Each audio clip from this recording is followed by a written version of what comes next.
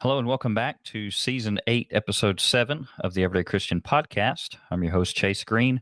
This is a podcast where we remind ourselves that God deserves every praise from every creature every day. This is Episode 7. We're looking at Ecclesiastes chapter 3, verses 16 to the end of the chapter, and then also chapter 4, verses 1 through 3. The episode title is The Failure of Human Justice to Bring True Happiness. Right off the bat, I want to mention a episode of our Scattered Abroad Joint podcast, and that episode is Season 3, Episode 3, Behold Our God in Justice. I hope that you'll go back and check out that episode of our joint podcast. The reason being because we serve a God who is completely just. He is all good. He's all-knowing, of course, all-powerful as well, but he is all good. He is an all-just God, and because of that, he is always going to make the right call when it comes to making judgments. And what we're going to notice here with Solomon and what he has to say in chapter 3 and chapter 4 of Ecclesiastes is that man doesn't always make the right call. I want to reference Deuteronomy 32, verses 3 and 4. It says, "For I proclaim the name of the Lord, ascribe greatness to our God. He is the rock. His work is perfect. For all his ways are justice, a God of truth, and without injustice, righteous and upright is he." So again, that shows the stability of God and the fact that all of his ways are righteous. He is completely, totally good, and he will make the right call. In Genesis 18, verse 25, you might remember the rhetorical question that Abraham asked God. Of course, we know the answer to the question, but the question is, shall not the judge of all the earth do right? The answer is God will do right.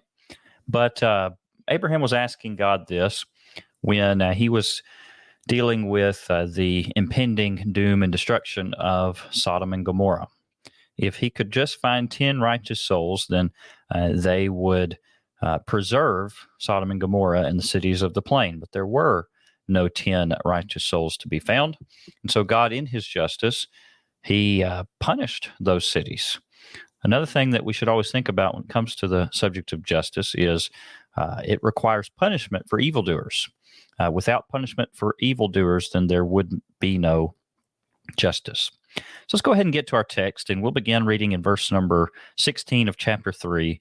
And before we do that, I do want to remind you, our premise of this whole season is fear God and keep his commandments. Ecclesiastes 12, verses 13 and 14. Let us hear the conclusion of the whole matter. Fear God and keep his commandments, for this is man's all. For God will bring every work into judgment, including every secret thing, whether good or evil.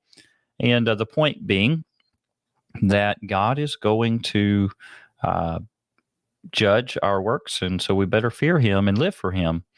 And I've also, I think, stated in this study so far that some of the things that you read in the book of Ecclesiastes, if you're reading them from the perspective of just living life, trying to find happiness in all the wrong places, like Solomon was earlier in his life, and if you're reading it from a perspective of not realizing the end game, chapter 12, verse 13 and 14, then you might find this to be quite depressing as we read through this, especially what we're going to read this week.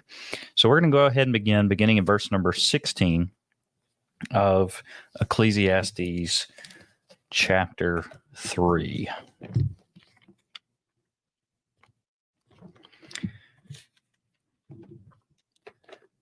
Solomon writes, "Moreover, I saw under the sun, in the place of judgment, wickedness was there, and in the place of righteousness, iniquity was there. I said in my heart, God shall judge the righteous and the wicked, for there is a time there for every purpose and for every work. I said in my heart concerning the condition of the sons of men, God tests them, that they may see that they themselves are like animals. For what happens to the sons of men also happens to animals.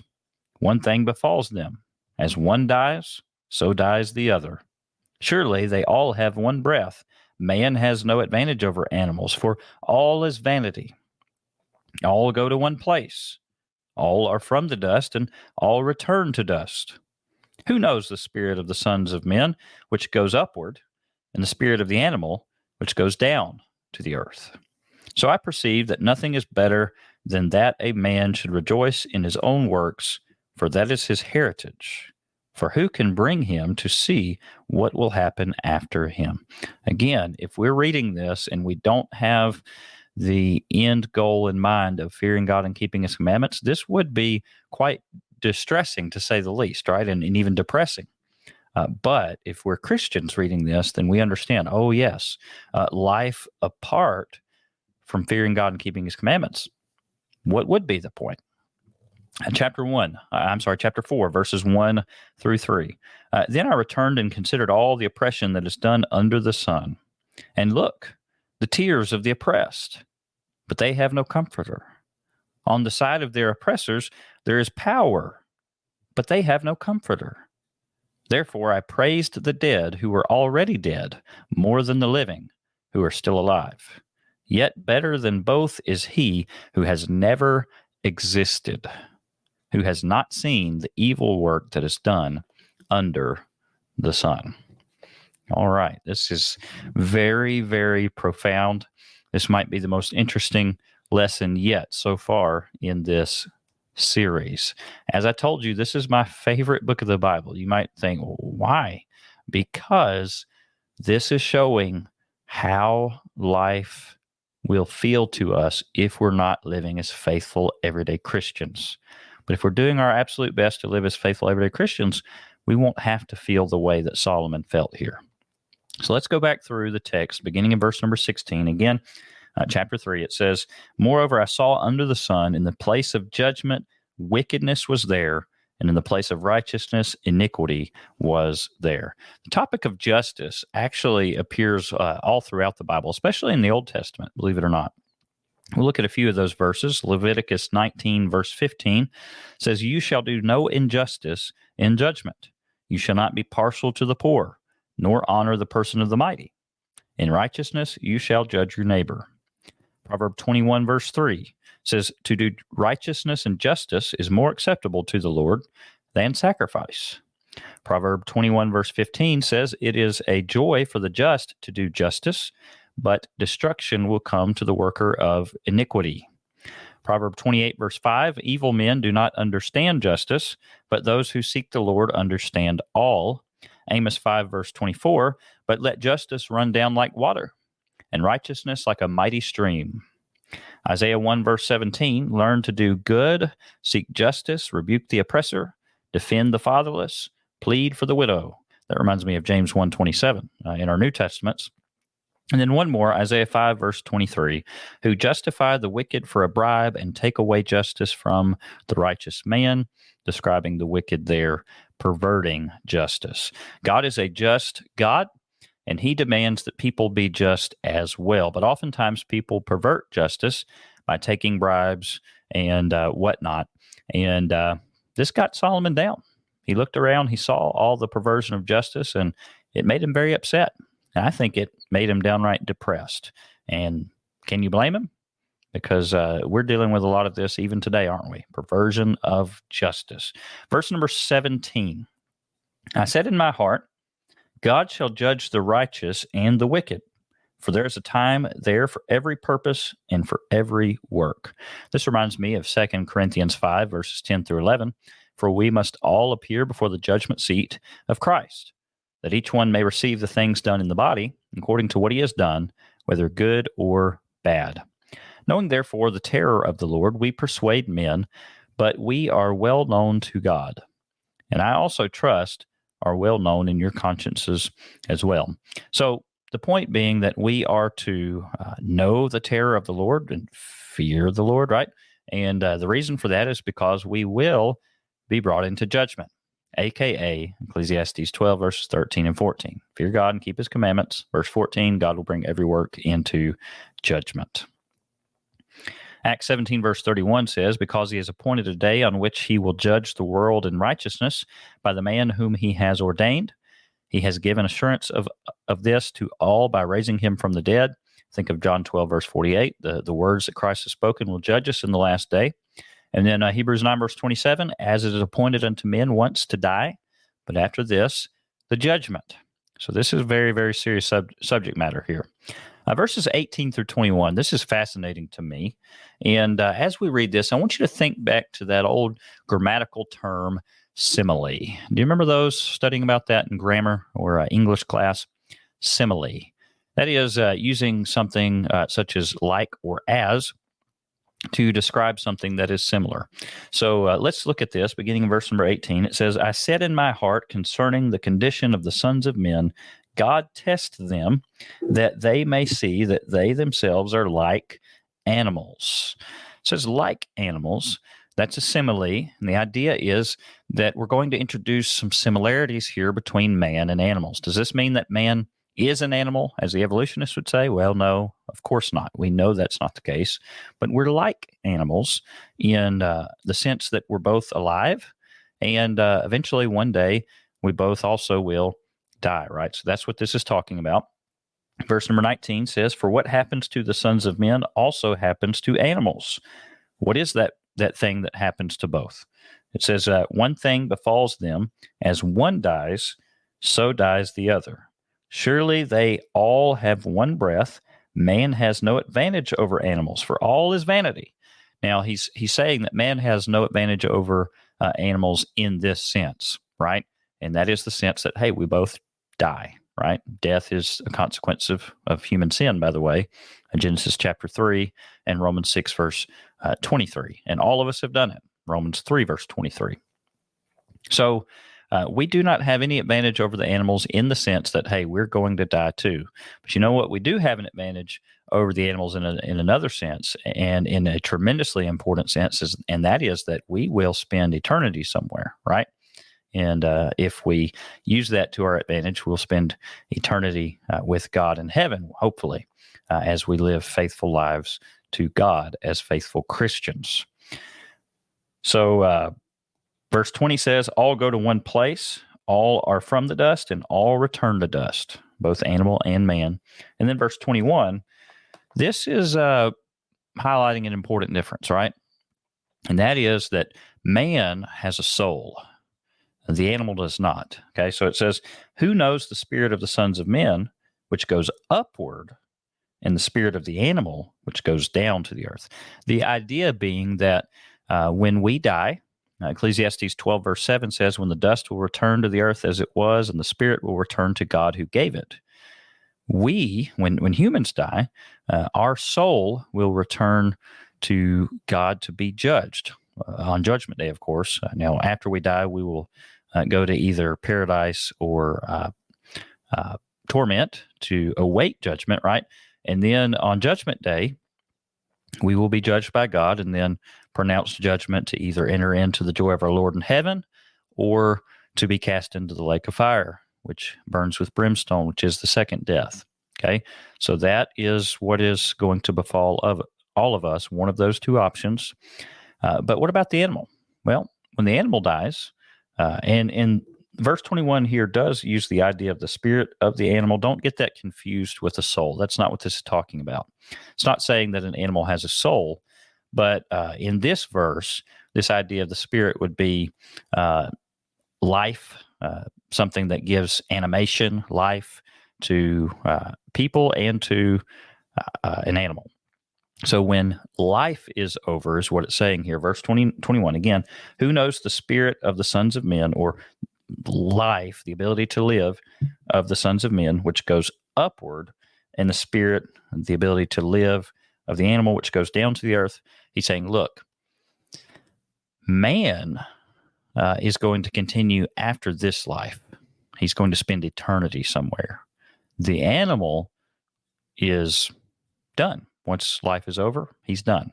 He's not going to spend eternity somewhere, in spite of the old movie, right? The old movie, all dogs go to heaven or whatnot. That's simply inaccurate. It's not true. So, verse number 22, in light of this, verse number 22 says, so I perceive that nothing is better than that a man should rejoice in his own works, for that is his heritage. We might say that is his lot. And then it says, for who can bring him to see what will happen after him? Okay. In other words, Solomon's saying, man might as well just eat, drink, and be merry, which he ends up saying basically that in chapter 8, verse 15, because life is basically going to be over after this life. Now, we will spend eternity somewhere, but is he espousing hedonism here? Hedonism is the idea of just doing whatever you want, living it up, having as much fun as you possibly can. Is that what he's doing here? Well, you have to remember that Solomon here in chapter 3 is telling us, look, this is how I felt before I had that eureka moment when I figured out, oh, fear God and keep his commandments, for this is man's all. Okay? So, if it is the case, if it were the case that our lives ceased to exist and there was nothing, well then yeah, why would you not want to just live it up and do whatever you want? But we know Ecclesiastes 12 verse 13 and 14. Let us hear the conclusion of the whole matter. Fear God and keep his commandments, for this is man's all. God's going to bring every work into judgment, including every secret thing, whether good or evil. So, what's the point? The point is that Solomon, before he realized that, he would have been downright depressed. And he would have been asking a question over and over again. I'm sure, what is the point? Why am I here? What's the meaning of life? You've got to remember, Solomon, before he figured out chapter 12, verse 13 and 14, he was living, quite frankly, a wicked life. 700 wives, 300 concubines, all the sexual sin involved in that, all the idolatry that they influenced him toward, etc. Okay, as well as just idolizing wealth and work projects, etc. Okay, Solomon, of course, was going to be depressed when that was his priority. You and I know, though, as Christians, Matthew 6, verse 33, seek first the kingdom of God and his righteousness. All these other things, lesser things, will be added unto you as needed, is the idea there of Matthew 6:33. So let's look at chapter 4. Chapter 4, we're just looking at verses 1 through 3 here. Then I returned and considered all the oppression that is done under the sun. We opened the study this week with that thought. So Solomon returns. He wants to he wants to remind himself of the oppression that is done under the sun. That is total perversion of justice. I'm reminded of Psalm 73, a psalm of Asaph, where he basically says that he looks around and he sees the prosperity of the wicked and he almost slipped. Okay, that's Psalm 73. There's another psalm. It's easy to remember because you just flip the numbers, Psalm 37. I want to read a few verses from that. Psalm 37, verses 7 through 11. It says, rest in the Lord and wait patiently for him. Do not fret because of him who prospers in his way, because of the man who brings wicked schemes to pass, right? Perversion of justice. He says, cease from anger and forsake wrath. Do not fret. It only causes harm. For evildoers shall be cut off, but those who wait on the Lord, they shall inherit the earth. For yet a little while, and the wicked shall be no more. Indeed, you will look carefully for his place, but it shall be no more. But the meek shall inherit the earth, and shall delight themselves in the abundance of peace. Now, the next two verses, verses 2 and 3, they're going to sound pessimistic, okay? But again, let me remind you, go to the end of the book, chapter 12, verses 13 and 14. Put yourself in Solomon's shoes before he figured that out, and life would be pessimistic. Okay, so that's what we're getting at here. Now let's read verses 2 and 3. Therefore, this is pretty rough, but just hear this out and put yourself in Solomon's shoes before he figured out chapter 12. Therefore, I praised the dead who were already dead more than the living who are still alive. I think I I forgot the rest of verse 1. I'll go ahead and read that. It says, and look, the tears of the oppressed, but they have no comforter. On the side of their oppressors, there is power, but they have no comforter. That's sad. That's not fun to realize, but it's true. Okay. And then verse 2, therefore I praise the dead who are already dead more than the living who are still alive. Yet better than both is he who has never existed, who has not seen the evil work that is done under the sun. You ever felt like that? You ever felt like, why was I even born? Well, if you're caught up in sin, if you're caught up in addiction, if you're caught up in all the wrong priorities, if you're caught up in idolatry, you very well might ask that question. Why am I here? What's the point? And brethren, there are people around the world who are feeling just that because they don't have hope, because they're not Christians. Let that sink in. Think about it carefully. And if you truly are a faithful everyday Christian, be thankful because you have reason for living. You have hope. You have comfort, and you know where you're headed as long as you keep the faith. Think about that as we wrap up this episode this week of the Everyday Christian Podcast. I hope that you're enjoying this book of Ecclesiastes. Like I said, it is my favorite book. Let's remember our theme for the season: fear God and keep His commandments, for this is man's all.